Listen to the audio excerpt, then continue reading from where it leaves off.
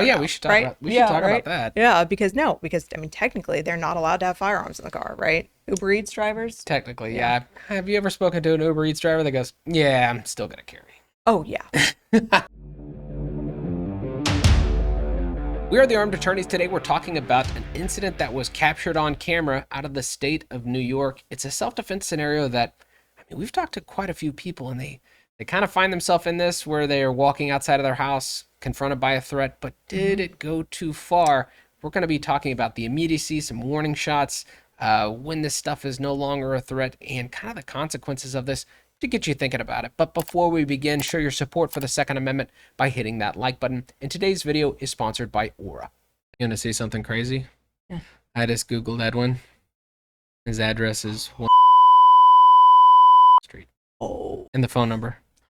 where are you getting this? I just Googled it. It's scary how easy someone can Google a name and find out a person's private information, including home address, phone number, email address, and more.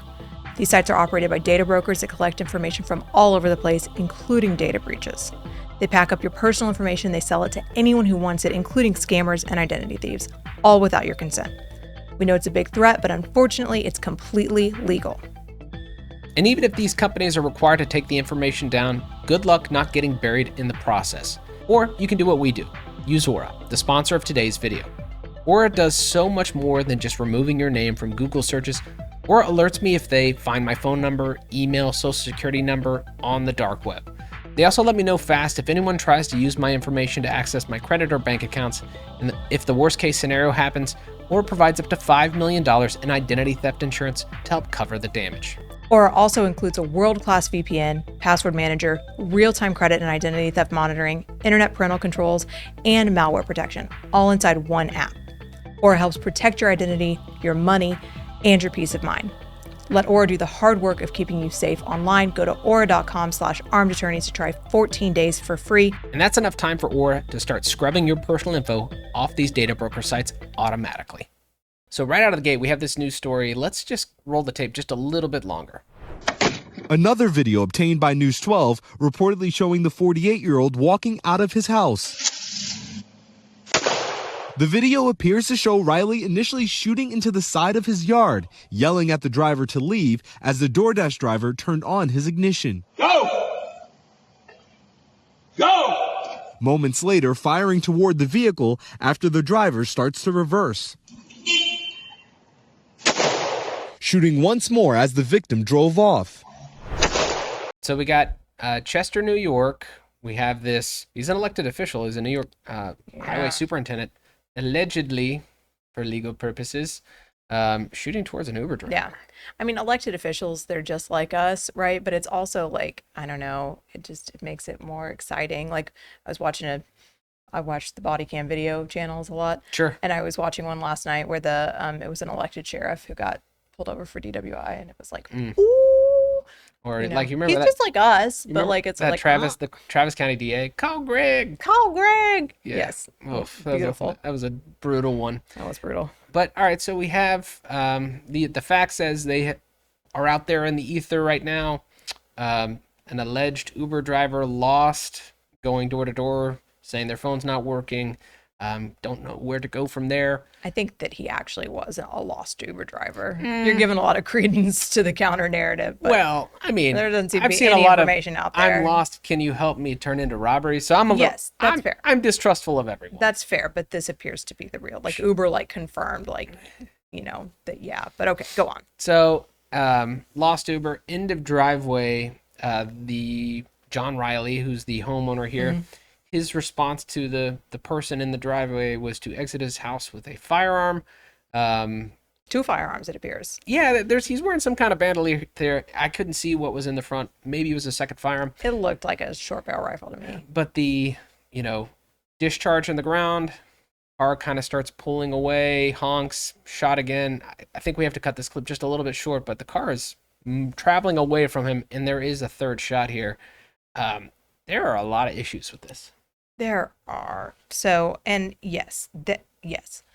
I would never, ever tell anyone to not be on ultra high alert. Someone shows up at your house late at night, unexpected, and then like is like pretends to be lost or pretends to be delivering something. Like, yes, I need to use your phone. that is a high alert situation. However, like this guy didn't even get out of his car and the car was like way far away. So this is for everyone who's already starting to type like, well, you're telling me that.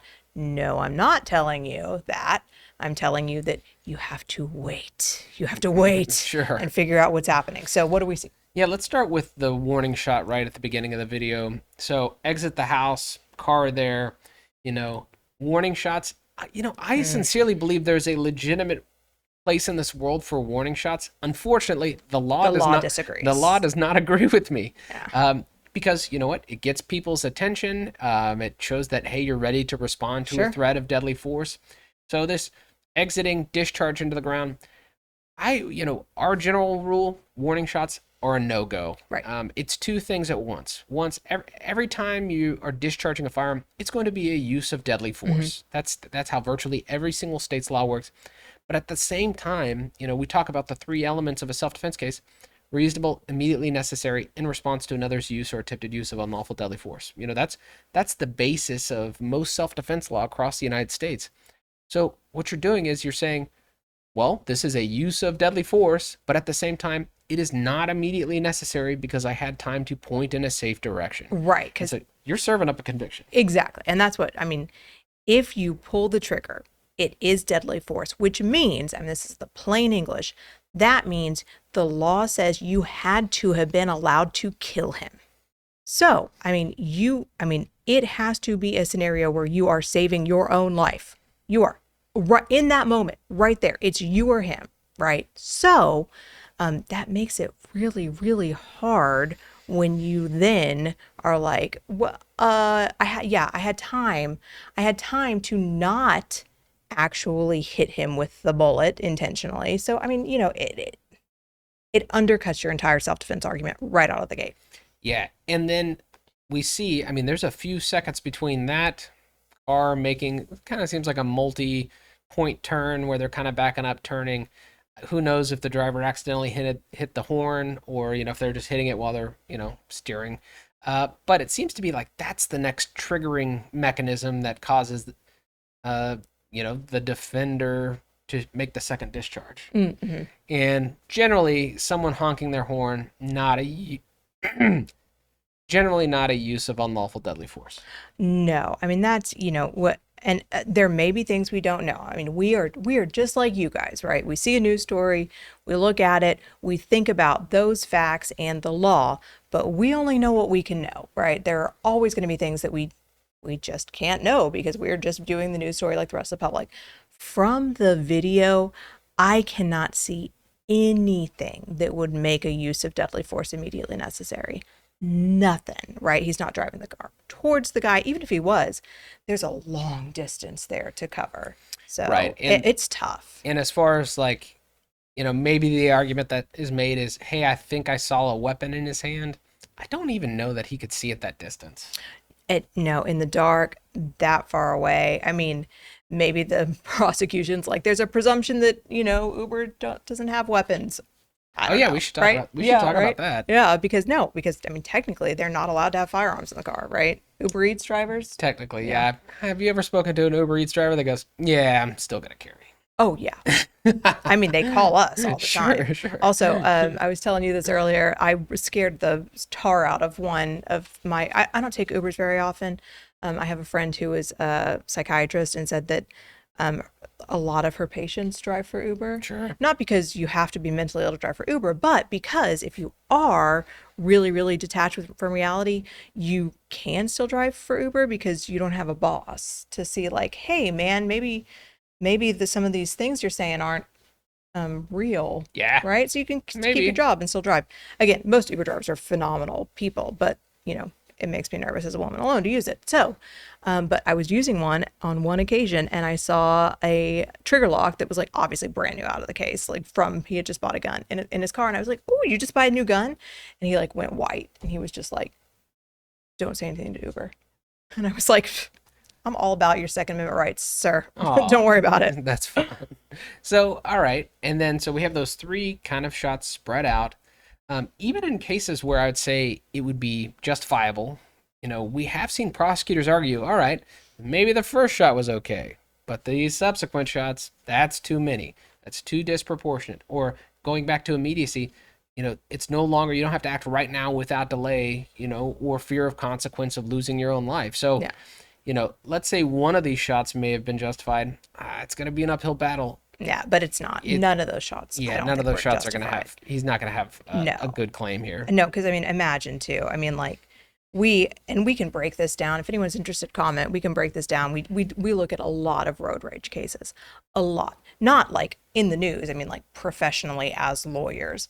And generally speaking, if one party is out of the car and the other party is in the car, that car has to be driving right towards you for you to be able to shoot at it. And even then, they're still going to go after you. And you're going to, Edwin got that not guilty at trial once in that scenario, which, they had to go all the way to trial. So, it is, if you are the guy outside of the vehicle, you're already fighting an uphill battle.